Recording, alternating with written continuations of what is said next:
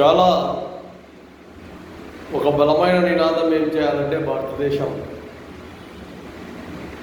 ఎక్కడైతే ఉగ్రవాద సంస్థలకు ఈ దేశంలో ఎవడైతే అండా ఇస్తాడో ఆపుగా ఉన్నాడో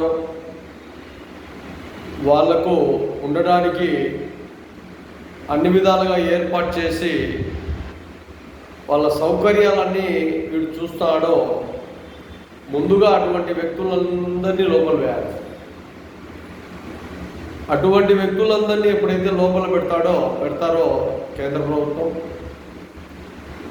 దాక్కోవడానికి ఎవడైతే ఉగ్రవాదులు తీవ్రవాదులు దేశంలో ఉంటారో వాళ్లకు స్థావరం లేకుండా పోతుంది కష్టం.